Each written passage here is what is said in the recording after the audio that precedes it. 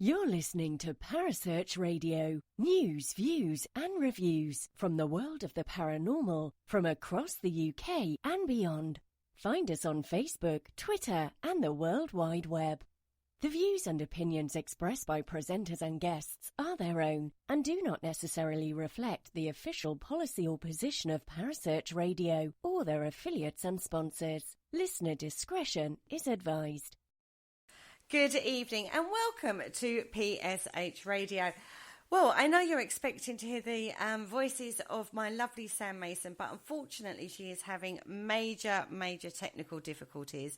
And I also know that you're expecting the voice of the lovely Carl Hutchinson, but I'm afraid Carl is poorly in bed.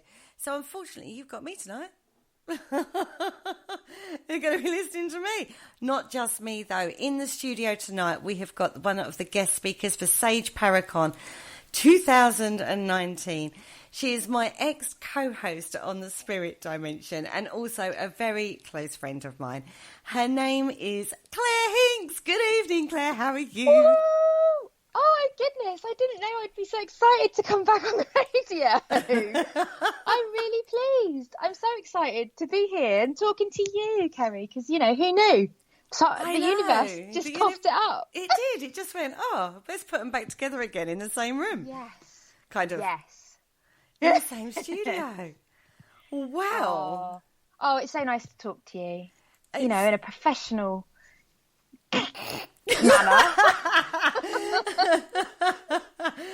So, anyway, this isn't about us and it's a not. lovely little reunion tonight. This is all about you because you are one of this year's Sage Paracon speakers, aren't you? And I'm wondering, you're doing a talk on tarot, aren't you? I am. A talk on tarot. What do I know about tarot? Not much. No, this is not quite true. This is not quite true. I would just like to say. It's not quite true, no. I know I'm going to be talking about tarot and a little bit of background about the tarot cards. And I'm going to be talking about how I've used them in my work, how I've grown throughout my journey, if you like. I use a lot of oracle cards, angel cards, all sorts, probably more so than actual tarot now, but I'm going to talk about, you know, what's led me to be using them. I use them quite a lot in my work now as a medium. So, and they're great. They're just a really great tool to have. And honestly, the more I've gone on, and the more I embrace them, the better it gets. It's amazing. It's an amazing tool, I have to say. It is. You know, well, they are amazing tools. Yeah. Yes. So and there's so many, aren't there? There's so many different decks. Well, I was going to say to you, what are your favourite decks? My favourite, I have Archangel Oracle cards, which I use loads. And I should think one of my favourites is the unicorns, magical unicorns. You feel... Because I'm all, you know, fluffy rainbows and... rainbows, unicorns and fluffy clouds. Anyone that knows me will think that's funny. But this goes back a way because you went to a Hay House event a little while back, didn't you? Which had a unicorn on the top of the building, didn't it? Oh yeah, it did. We went to the town hall in Bristol to the Hay House Angel Summit last year, and the building's beautiful. It's like this big white, amazing, historical building, and there's this giant golden unicorn on the top, which we didn't even know was there until we arrived, and it was just lovely. The whole day was there, and the amazing Kyle Gray was there that day. If you know anything about Kyle Gray, so I'd call him the latest up and coming angel man. And I have a couple of his decks now, which I didn't have at the time. And we were able to chat with him, and we spoke with Diana Cooper also. She was there. And I use her cards. I've her Dragon Oracle cards, which are just amazing. And they're all about strength, taking control of your life. And a lot of my clients need that, you know, they need to find their strength and they need to find their guidance where they're going. So I find those really helpful. But I will say I've got a whole stack of them sitting here. I'm talking to you. I'm looking at my humongous tower of cards that I've got in front of me. It's probably grown since we last spoke. Yeah, it has What's grown. your latest acquisition? That'll be my Kyle Gray Angel Prayers cards, which so I've started to do. We haven't spoken for a while, have we, Kerry? So I've got lots to fill you in on. So I've seemed to be working much more with angels now. So they've come in, and I sort of, you know, you talk about the signs, and if you see the signs, you can't miss the signs. You know, once you start seeing the signs, they're there all the time. And so the little voice in my gut started saying, "Oh, read the book." So I've got a Kyle Gray's Angel book. It's all about Kyle Gray at the moment. His name's everywhere I look. So he's obviously, you know, quite helpful. The way he puts things helps me to understand what's happening for me. I think that's a common misconception that, like, once you start working with this energy, that kind of know what you're doing all the time, but you don't. And they guide you, don't they? So can you explain that process for people a little bit more? So the way that it's happened for me is I'm quite aware of working. So you're aware of your own energy. You know, this is me. I have this energy going on. You know, when someone gets in your space and you go, oh, hang on a minute, you know, that person's invading my.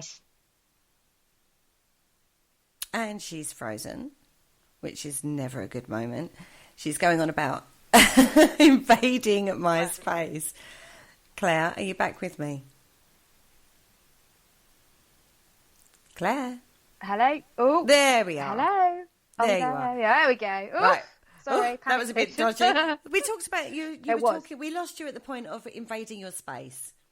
Yeah, so I would just explain using or being aware of your energy to somebody that didn't know. If somebody comes into your own personal space and you suddenly feel about, oh, that person, you know, you might feel a little bit uneasy or unsettled, and that's what that feels like. So for me as a medium, I'm very aware of my own energy and the energy of my guides, and how I work when I have spirit through for other people. So when my energy starts to change, I feel it. So I started to feel that there was something changing in my own energy spiritually. So then I try to connect. I connect with my spirit guides regularly, on a regular basis, daily. And so I kind of did a little bit of tuning in, and I was aware that I had these two other beings that came in on the opposite side. So my spirit guides come in on my right hand side. So no one ever comes in on the left. And these other two came in on the left hand side, made themselves aware to me as angels. But they showed themselves to me as, you know, like you or I, like as a human, in a human form, not great big, you know, people talk about, oh, I had this enlightenment, you know, and this angel came to me and it had giant wings and a beautiful glow. Nope, not mine. they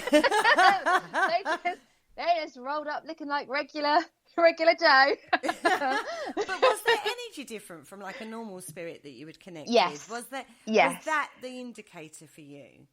Yes, it was, because I started to feel I've naturally been inviting angels in. So I run a group, a spiritual awareness group, and I just was guided to keep inviting them in. So when we open the group, I invite the angels in, and I wasn't doing that before. So I thought, hang on, this is obviously, there's a change going on here anyway. And when they came in to connect with me at home, which has literally only happened a couple of days ago, it felt completely different. I felt super calm, and just balanced, I would say.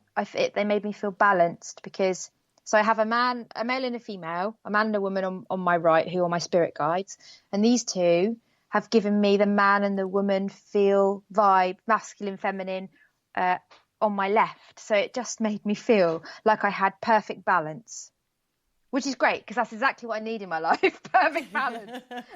I would just like to say that angels tend to be androgynous as entities. Yes. They are not a male or a female, but what they will do is have a masculine or a feminine energy, and there's a difference between the two. And I've also learned, actually, lately, that your angels will connect with you, or your spirits even will connect with you. They'll come forward to you in a way that you will recognise. So, they obviously think that I need to connect with them. I will respond. Maybe they think I'll respond better at this stage to them if I see them as a human form, in my mind's eye. That's how I see them. Mm-hmm. But so if your granddad, for instance, stepped forward for you, Kerry, and he would show himself to me in a form that you would recognise. So that's how they connect with us, That's exactly it, though, isn't it? It's exactly it. It's not necessarily how they were when they passed. It could be a time, but it'll be something that's recognisable to you. And this is a concept that a lot of people sort of can't. Time kind of becomes irrelevant when you pass, doesn't it? So you can appear at whatever stage of life you wanted to, if you wanted to. Yeah. So if somebody passes away when they're 65, but they were at their best when they were 30, they can be that. They can be 30 with bright red hair if that's what they want, because we have free choice. What when you get to spirit. When you get to the spirit world, anything's possible. You don't have to be just one way there. You can be any way you want. But when they come forward for me, they always will step forward in a way that the person in front of me will recognise them. So they'll be able to receive. Because that is one thing you do, isn't it? You do platform mediumship. I do. I haven't been doing so much of that, though. I can't think of anything more scary, though, Claire, to be fair. It's like standing up in front of a sea of faces, all that expectation on you and that hope. Because if you go to a spiritualist church, 9 times out of 10, you're going because you're interested, for one, curiosity. Yeah. But also because you would love a connection or a message from the other side, affirmation that your loved ones are okay and safe, and maybe a little bit of a glimpse of, is everything going to be all right, kind of moment for these people. So it's incredibly important for people when they go to a church, when they receive a message, and all that expectation is on you when you stand up in front of those people. I'll probably get the life out of you now for doing it ever again. Yeah, thanks. I'm feeling really, really glad that I'm doing it. I want to know what it's like for you, though. Do you feel that pressure, or do you just go with the flow? Do you just release and allow it to happen? I used to feel that pressure. I used to get myself in a right state before, but these days I get excited. The fear is excitement now, because I don't think about the expectation from the people in the room. I think about the expectation from spirit, because they're the ones that I'm bringing through. So that, my worry is that I don't do them justice. Not the people, not the living. It's the dead that I worry about. Please don't come back and haunt me. So Claire, when I having never done platform mediumship and only worked in a very different way to how you work in regards to energy and spiritual connection, what is it like? Is it like a queue of people coming on stage with you and you're going, right, okay, you first? Or are they jostling for, is it like energies coming forward and then going back? Explain that to me. So, hang on, let me think about this for a minute. The best way to explain is, so when I get up in front of a group of people, I do what I call my blurb, and it's like an agreement. Part of my contract. When I start to work, I do my blurb. So I explain to everybody how I work and what's going on, and how long I've been doing it, and all of this stuff. And then it's like, that's my sign for spirit to know that I'm working. I'm ready to work, and I'm ready to bring them what they need, or bring them through. And then I kind of just look at the room. And I will just see, so somebody pop up behind somebody, like a spirit person will just go, is this one here? So I just land on that person, and I just, it's like download. I just see, I'll be talking to the living person then, and I'll be giving them all this stuff, or like Granny will suddenly pop up in front, and I'll just be able to see in my mind's eye, I know where they're standing, and I'll be able to tell them where they're standing. So that lady's coming through on your, just behind you, and she looks like this, and da da da da, and that's lovely. And then I can be talking to somebody, and then all of a sudden I'll just glance somewhere else in the room, and there'll be somebody going, excuse me, and I'll have to say, hang on. So, but actually, for the people that can't see what I can see, it's quite entertaining, because I try to say what I see now, because people like to hear it. Otherwise I just think I'm being, I'm rude. Like if you saw somebody else walk in the room that you wanted to talk to you, you'd say, "Hang on a sec," wouldn't you? I'm just talking to that lady. Yeah, well, that's true. And that's what it's like. So I carry on what I'm doing, and I just say, "Oh, hang on a sec." And some of them are more pushy. Some of them say, I need, and they'll bring it to me in more of a rather than I'll hear it. So I hear, see, and feel spirit. But sometimes I don't necessarily get all of those things at once. Sometimes they'll give it to me as more of an impression. So if they really want to be pushy, they almost land it on me, like physically. You need to tell this person now, and it just like it has to come out of me, and I have to say, oh, hang on, I just need to say this, because otherwise I don't want it to go away, because it's quite strong. So and I can tell the difference now. You've actually come quite a long way in a very short period of time with your mediumship work, haven't you? Actually, talking to you about it makes me realise how much I have. Yeah. And I have actually given up my day job now to do this full time. So that's quite a massive thing for me to do, because my confidence, it's taken my confidence a long time to grow. And when I first met you, I wasn't doing platform really at all, was I? Not very much at all. And I probably am doing a bit less now, but I'm doing smaller groups. So I am doing platform, but I'm not doing it, hundreds of people at a time. I'm just doing smaller groups, which actually I find really nice, because it's more personal that way. You get to the people that are coming to those groups get to be part of something really lovely, because even if you don't get a message at these things, you're still part of the energy in the room, and you're still part of somebody else's lovely experience or lovely message or whatever. And so it's just, my advice as well would be, if you go to something like a spiritualist church where you go to see a medium, don't go with an expectation, just go with a open mind. And if you want to talk to Grandad, just tell him before you get there, but bear in mind, if the more people there are there, the harder it might be for him to get in. It's like going to see a pop star and trying to shake his hand, Yeah. you have to get in line. Totally like that. Yeah. No, it is. It's totally like that. Have there been times where it's been very frustrating for you, where you have had that much spirit coming forward, but you're limited to the time that you was actually up on platform? Because it does take it out of you, doesn't it?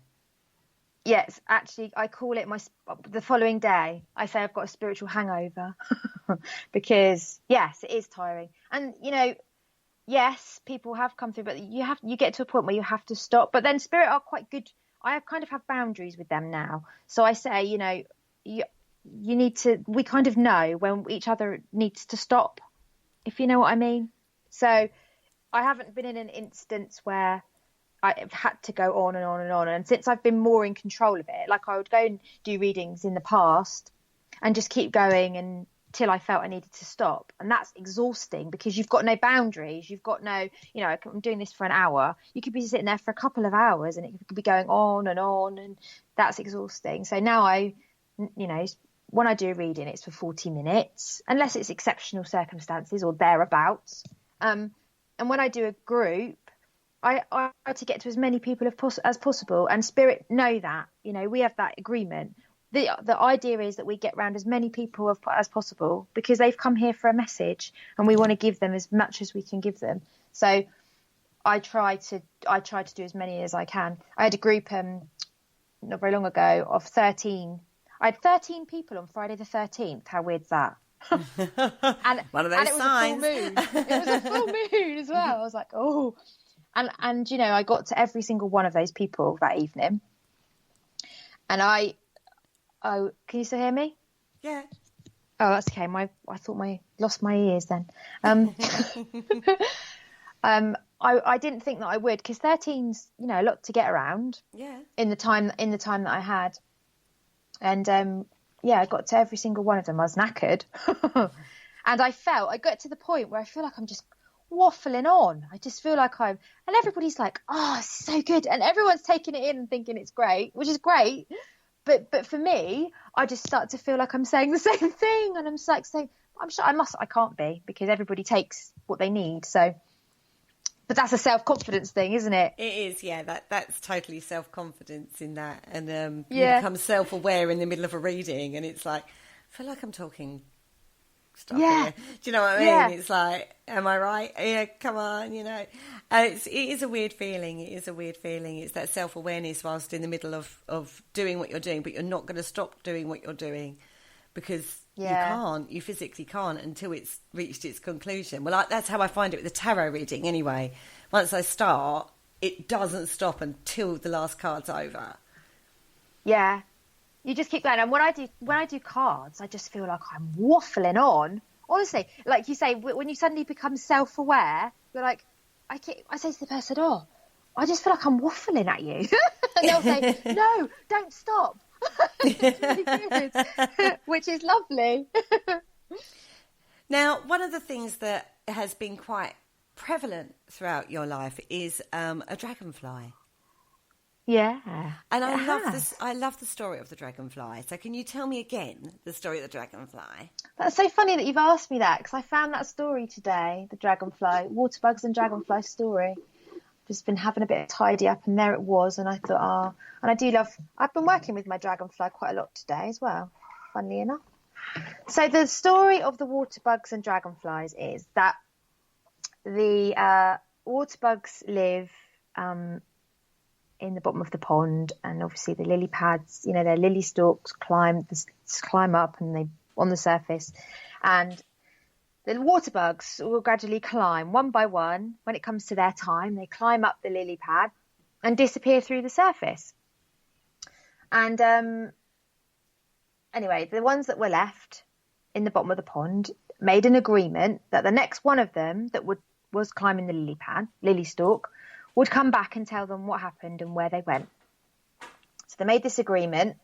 Anyway, so this little water bug, his time came, and he climbed up the lily pad, and when he got through the surface of the water, I feel like it's story time. He climbed through the surface of the water, and the sun was shining, and the flowers were all blooming, and the water was all glistening on the surface of the pond, and it was just beautiful. And he got through the surface and found he had wings, and he flew.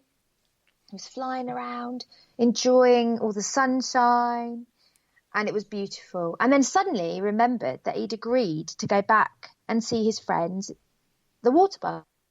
And when he tried to go back through the surface of the water, he couldn't, because dragonflies can't go back through the surface of the water. They can only stay on top, which I think is a perfect analogy of what happens when you die.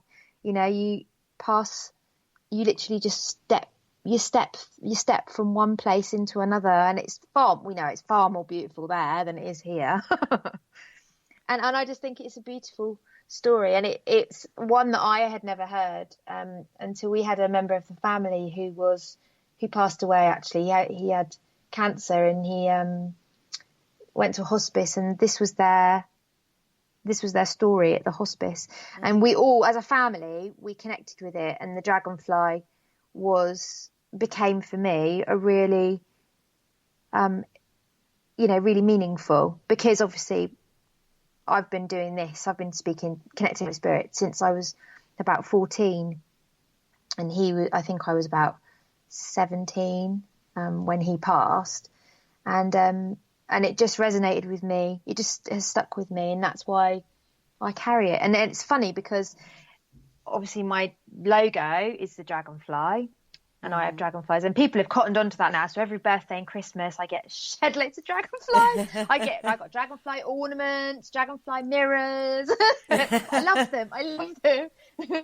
But people will come to me and say, "Oh, it's really funny because I saw this dragonfly, and then I saw your card, and I was like, oh, that's a bit weird because her logo is a dragonfly." But everybody that comes, or a lot of people that come, will say, "Oh, it's like the dragonfly led me here." Which I just think is lovely. I just love it. So I've got a funny story for you. I was sitting in a garden the other day, and I was just sitting there minding my own business, and it was all fine. I was having a 5 minutes quiet because my other friends were elsewhere. And a dragonfly came and landed on the tree just in front of me. When was this? This was on Sunday. Oh, okay. And I thought, I haven't spoken to Claire for ages. As I saw the dragonfly. So it is very relevant to you. And you ended up working in a cafe called the Dragonfly Cafe. No, I didn't. I ended up working in a cafe called the Greenhouse Cafe. The Greenhouse, which had a dragonfly on the wall, right? It did have a dragonfly on the wall. Yeah. And that's a whole other story. But I was led there completely by accident because I was in a job where I couldn't be, we're all, before I get to that, we're all thinking, are we on the right path? If you're spiritually minded, am I on the right path? Or I need to be doing something that, makes me feel more aligned. Or, we're all asking, aren't we, all the time? Yeah. What am I doing? What am I meant to be doing? Where should I be? So I was doing a job. I was working with children. And obviously, when you work with children, you can't really be talking to dead people all day as well, can you? It doesn't really go together. It's not really the done thing, is it, really? It's not very PC. I was kind of craving a job where I could be more myself, completely myself, in fact. So every day I was saying it. I started saying it. I just started putting it out there. I need a job that allows me to be completely who I am. And those were the words I used, and I did it religiously every day for about a fortnight. And then I had a friend at the time who was working in the same cafe, and she said to me out of the blue, "Oh, William, my son, doesn't want a job, does he? My son doesn't want a job." So I said, "Oh, maybe." Well, they were looking for Saturday staff. So I said, "Oh, great, we'll go and see." So we went down there and we had a lovely chat with Helen, who's now she's a very close friend of mine. Mm-hmm. And she spoke to my son all about that job. Yeah, lovely. It was all sorted out. And then she just looked at me and she said, "You don't want a job, do you?" And before that, I'd noticed that there was this dragonfly on the wall in the cafe. And there wasn't just one, there was several and other things that I just felt really drawn to. And after she said that, something happened, and I was there for a year. Yeah. I worked there for a year, but it was the best thing really that could have happened because it gave me the platform that I needed to be where I am now. Yeah. It was part of that evolution to get you where you need to be, wasn't it, really? It's part of the journey. And it allowed you to actually go through that period of evolution. Like I said before, quite a short period of time, really. Now, there's something you touched on there, which was manifestation. Mm. And you manifestation, and she nags me on this one all the time, I would just like to say, which is one of the reasons I stopped talking to her.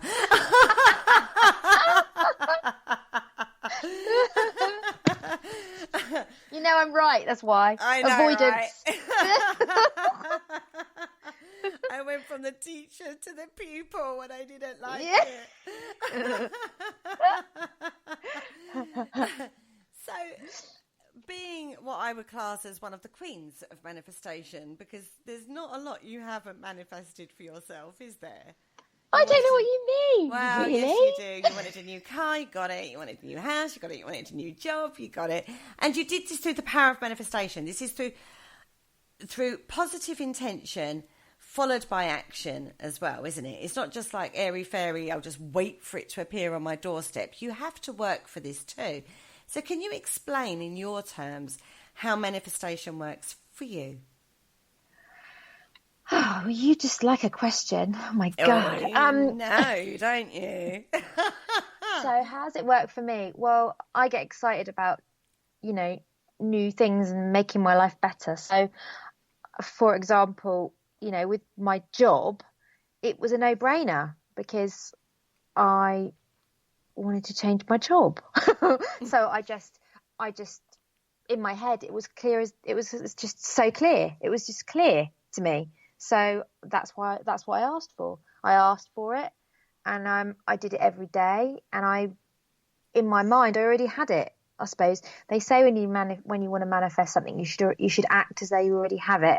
Yes. In all honesty, I don't remember acting like I actually had it because I don't think I had time. But in my head, I must have been.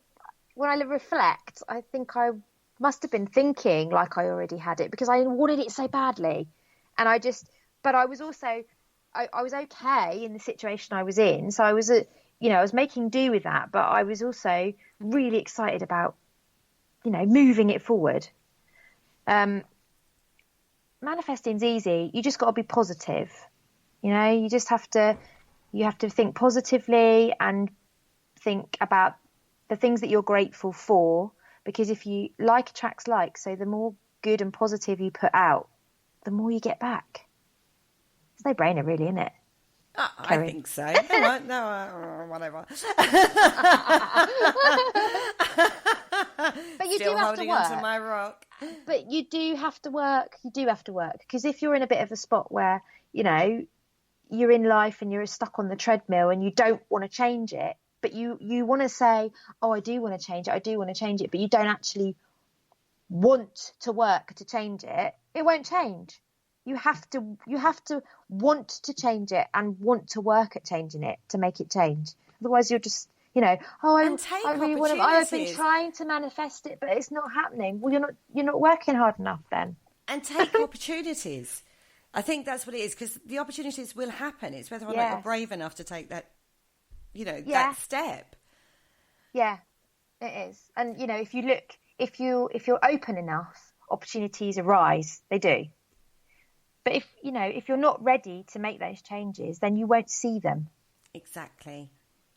And we talked about this quite often on the Spirit Dimension show, didn't we? Yeah, we did. Those were the days. She's still nagging me on that one. Now, we have a good evening chat room, by the way. Thank you so much for joining us. We've got a question for you. Ooh. Would manifestation involve visualization as well, or are they different techniques? Definitely visualize, I would say. Definitely. So I've done lots of reading on manifestation. So the likes of Sarah Prout and Gabrielle Bernstein, they were really helpful for me. They've been really helpful for me on my journey. And they all talk about visualizing and affirmations, writing your story. So, in the morning, I had a bit of a routine going where I'd write down the things that I wanted to achieve in my life, and I'd write my story. So thank you, dear universe. Thank you for my beautiful house, and thank you for my perfect job. And, and list the things that you particularly like. Thank you for my perfect job that allows me to work minimal hours and get the most financial pay I've ever had. Be specific. Be careful what you ask for, mind you, as well. We've talked about that before. Yeah, we have. But yeah, visualization, brilliant. Yes, I'd say do it. Yeah. Like I say, if you believe in it, you see it in your mind. That's a visualization, isn't it? It most certainly is. So, yes, you've gone on and you do various classes, don't you, around... You do gong baths. My God, classes. Well, I don't do them. I just provide a space for them to be done. Yeah, but it's under your banner, isn't it? Yeah. Talk to me through some of those, because some of those you did like ribbon reading the other week, or a couple of months ago, probably now. So I run a group called Dragonflies. Where I Funnily live. enough, everybody. Funnily enough. And so it's become my baby. Well, it's my baby, really, my Dragonfly group. And it's so it's a spiritual awareness group. And it started off for me as it was going to be just like a development group. I wasn't really sure how it was going to go. It's been going a good couple of years, nearly 3 years now, surprisingly. And it sort of grew, and it's turned into a place for people to develop. So we do a bit of self-development, spiritual self-development, and we get people in to talk to us, and we have experiences like a gong bath. Yes, lovely guy came and gave us a gong bath, but he's a member of the group as well. And that's the other thing I always say to everybody that comes, that they all have a light to shine, and there's people that come and they just want to do this and sit with. I'm saying do this. No one can see me. They want to sit. They want to sit and hide in the shadows. And I say, if you're coming. You've got a light to shine. Everybody has something to give. So if you're sitting at home listening to this, thinking, oh, it's me, I haven't got anything special, da da da da. You have, because everybody has something to give. Everybody wants to hear everybody else's story, honestly. Anyway, Richard Berry is amazing, and he was going through a bit of a quiet spot, and he was doing he used to do gong baths quite regularly, and he's been to the Arthur Findlay. He won't mind me sharing this with the nation, I hope. Too late if he does. I'll send it to him later, and he can listen. I'm just giving him a little bit of a confidence boost for himself. But so he's great. He's been to the Arthur Findlay College, and and done lots of stuff with his own mediumship and his own self-development, but had gone through a bit of a patch where he'd lost his way a little bit, and he started coming to Dragonflies, and now he's actually starting his own gong baths on a regular basis in different areas because of what's happened for him at Dragonfly. So I feel really proud of that. I'm really pleased for him. But we've done lots of other things too, like you say. We've done ribbon reading. So ribbons. Have you done ribbons before? No, it intrigues me. I actually sent you a message right at the time and said, "What's ribbon reading?" And you went, "Reading ribbons." Like, I should know what that is. I was like, oh, okay, fine. That was a bit rude of me. Sorry, Kerry.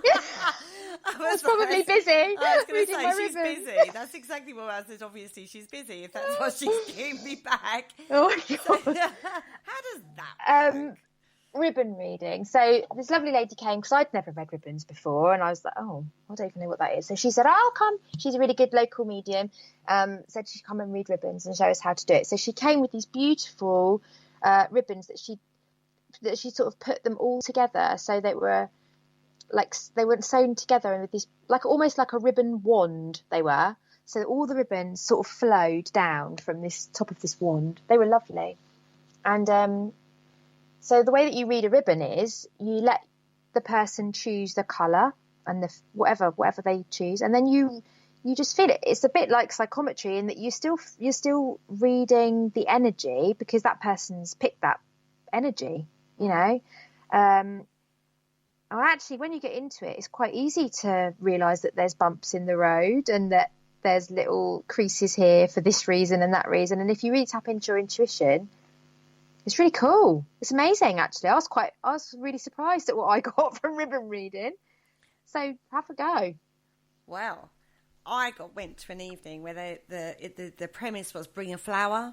It was flower reading. Yes. And you take, done that too. Yeah, you take a flower and then you read from the flower, really. Yeah. And that was very, very interesting as well. I found that one fascinating. Yeah, it's amazing, isn't it? Because what they say about you've been drawn to that flower for a reason. Because the evening we did it, everybody had brought a flower and just put it on the table, and the lady picked the flowers and explained why she'd chosen them. And then afterwards, when we were talking about it, she was saying everybody has chosen their flower for a reason. So what might be relevant to what's going on in your life, or it might have shouted at you because it was connected to a past memory, or it was just so interesting. It's like a minefield, isn't it? It is. Any flower. But it does sound totally wacky when you're trying to explain it. But I have to say, I've tried that. I've tried stone throwing, a form of crystal divination. I've tried all different things, and it is incredibly interesting how it works and how you still pick up on things, even though it's something completely different from what you would normally use. Bearing in mind, I'm a tarot girl. Do you know what I mean? So, but it is fascinating. Now, I want to move on. I want to jump conversation a little because I want to go on to Sage Paracon. Okie dokie. You are not a stranger to Sage Paracon because you was a speaker when they were at Warwick Castle 3 years ago.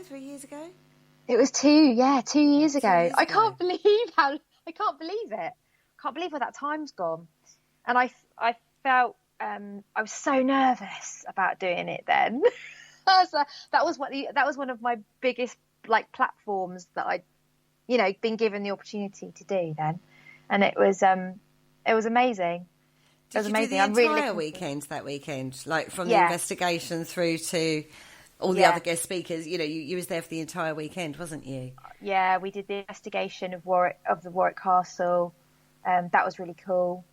What was it like doing an investigation with your mediumship rather than platform like you normally do the one-on-one? Is there a difference? How does that work differently?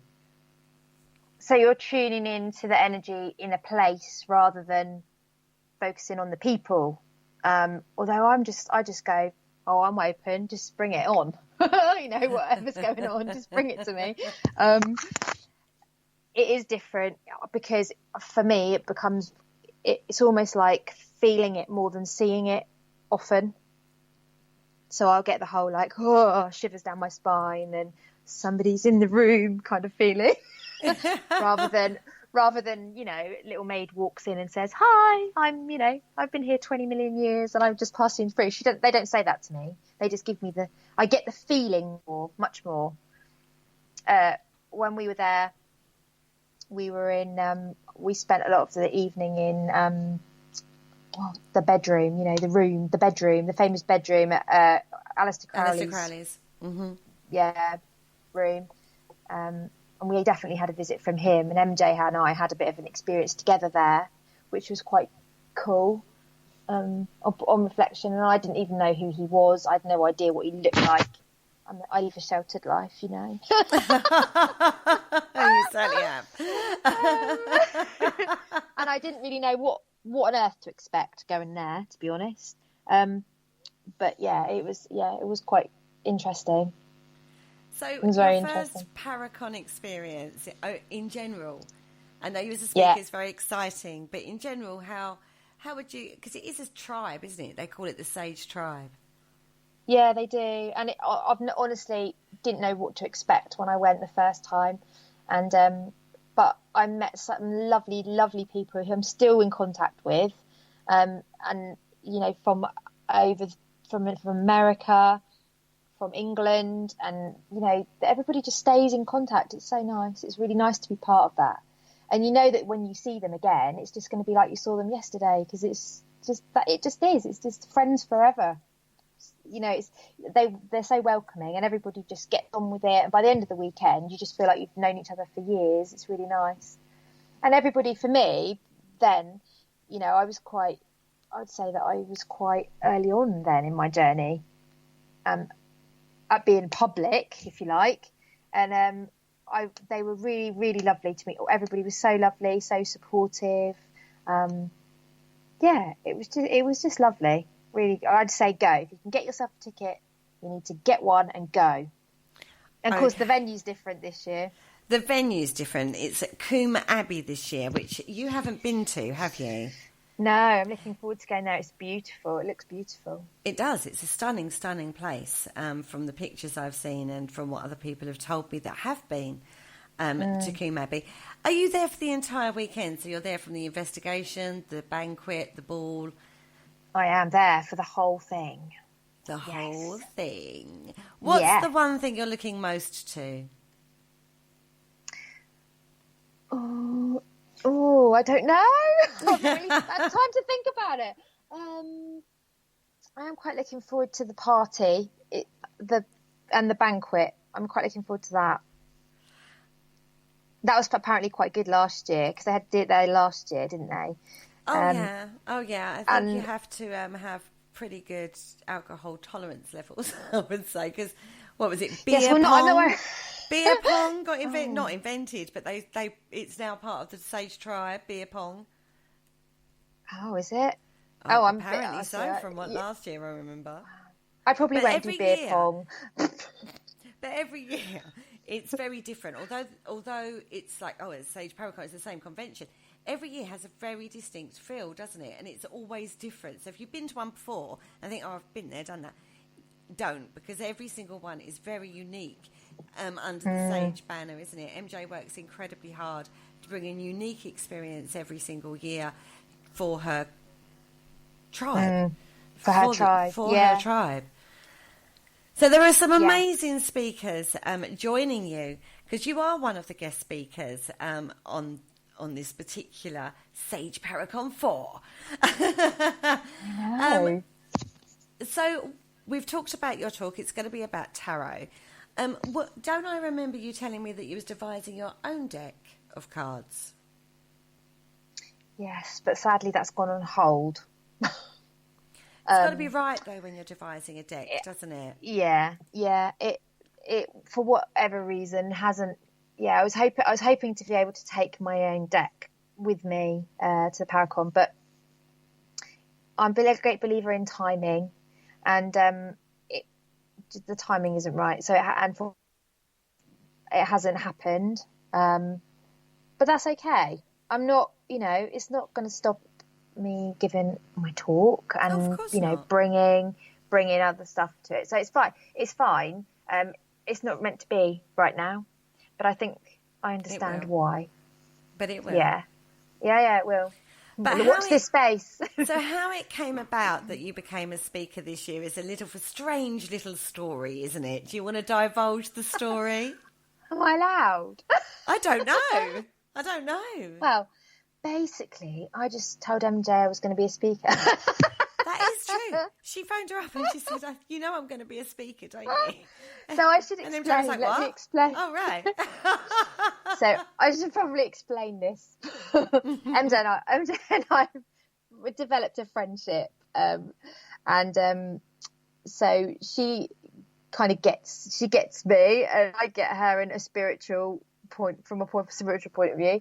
And she actually came down here to do something at Bodmin Jail, which is obviously not very far from where I live. So we spent some time together, which was lovely. And while she was here, I just said, so I'm going to be a speaker this year at the Paracon. And she said, no, you're not, because I've already got all my speakers.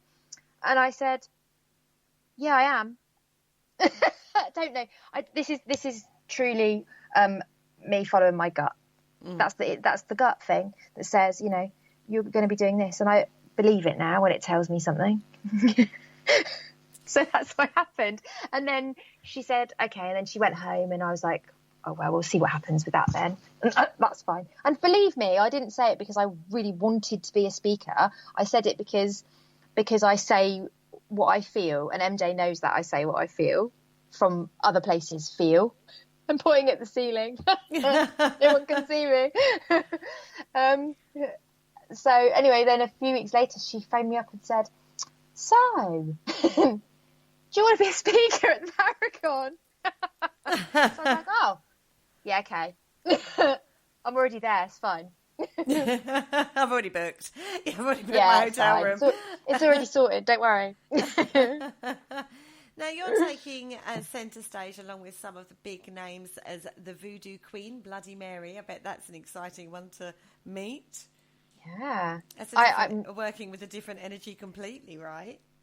Yeah. I'm really interested to meet all these people, actually. Yeah. And the theme for the party is voodoo. Yeah. I believe, as well. So God knows what I'm going to wear to that. No, I've got to sort that out. I have no idea. I'm such a geek. And you'll be into your vampires and stuff and voodoo queens and stuff. So I'm sure you'll find something. I'm quite looking forward to Hellier and High, Strangeness. So it's Greg and Dana, Newkirk. Yes, Yeah, Greg I'm quite and looking Dana forward to. Newkirk, yeah. Yeah. She's very spiritual in how she works, actually. She works a lot with crystals, and she does little offerings and stuff like that, and brings that into her paranormal work. Cool. And she's very big it's with going to be as well. I'm sure that we're all going to learn loads. Well, I'm going to learn loads. I'm really looking forward to it. I know, because you've got Ashley Mortimer there as well, Wiccan High Priest. Yes. My lovely friend Ashley Mortimer, actually. Yeah. Yeah, Taz. and Taz. Now, Johnson. Taz works in a very shamanic way, doesn't she? Which, again, energetically way, it's a completely different vibe. But, again, is incredibly powerful in its own right.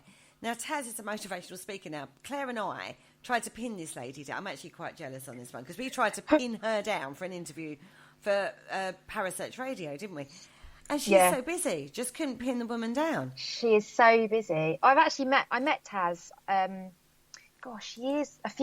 several years ago now. Gosh, probably about 5 years ago. The first time I met her at another paranormal event that was held in Derby, and she was there as a speaker or anything. She was just there with a stall, selling stuff, and I was really drawn to her from across the room because she had this beautiful, this painting of this witch.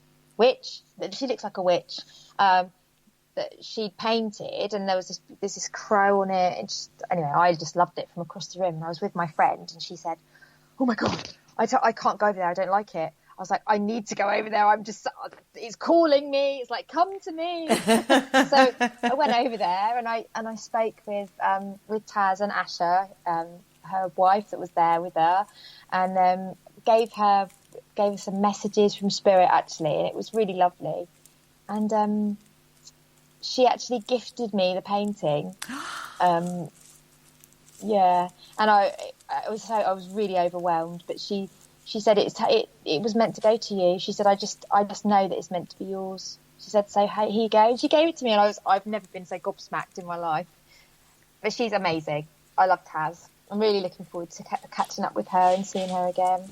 It is a great, great lineup this year at Sage Paracon. If you haven't got your tickets yet, don't forget, go over to www.sageparacon.co.uk, where you can find out all the information regarding Sage Paracon and get your tickets, basically. Not many left, so get in quick. Runs from the 7th to the 10th of November at Coombe Abbey.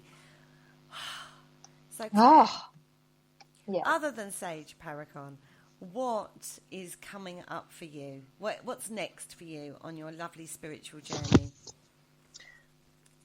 Well, lots of things locally. Lots of things locally. I do lots of one-to-ones now, which is lovely.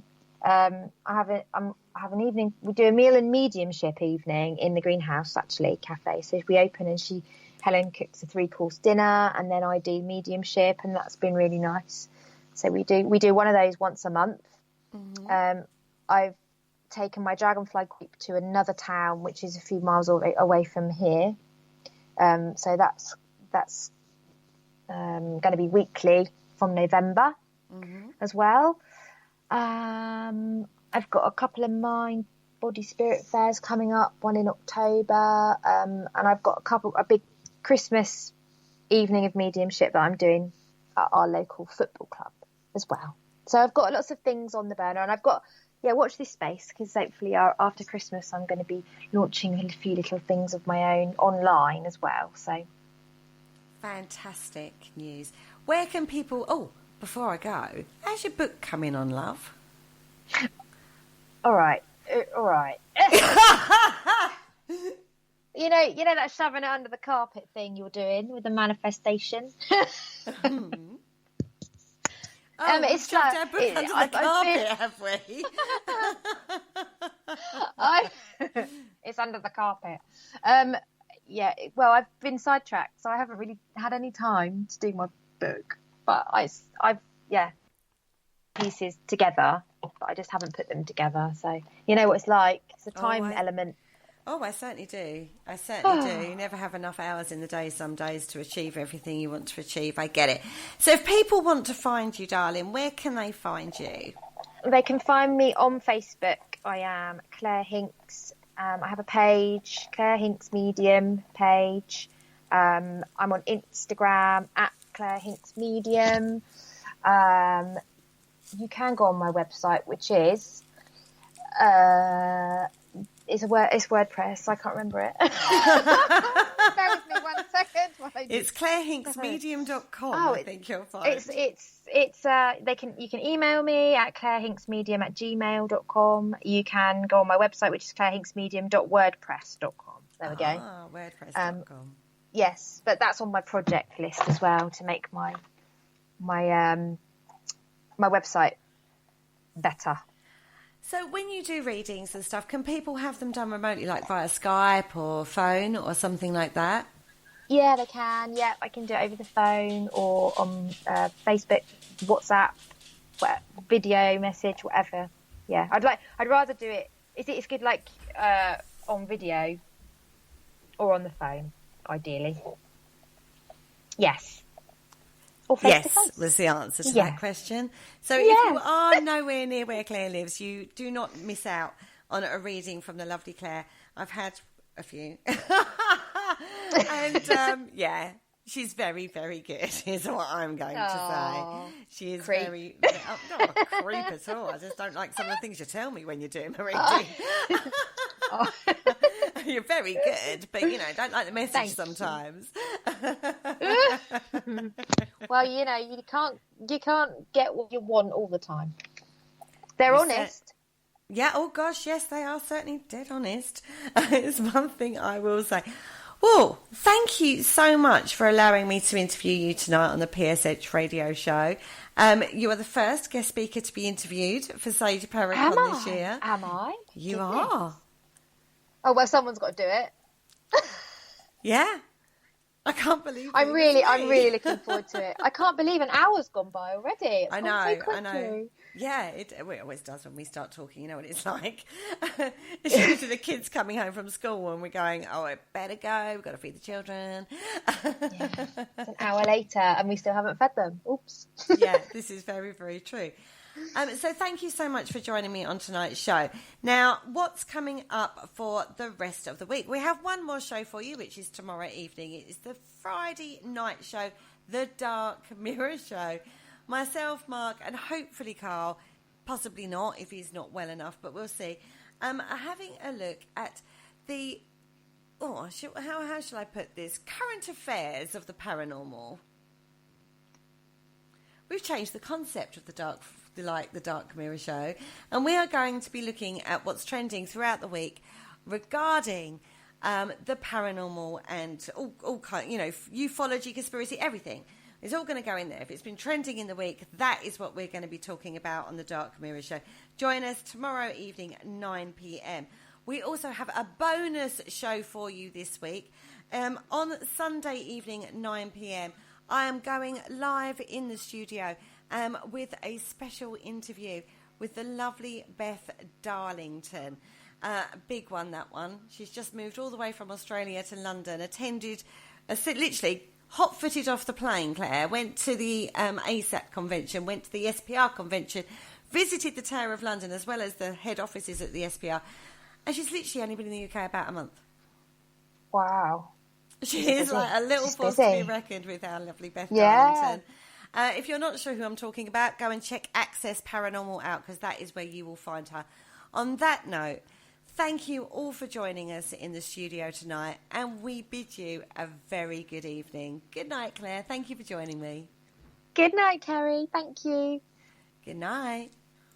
Thank you for listening. Don't forget to join us for more shows throughout the week.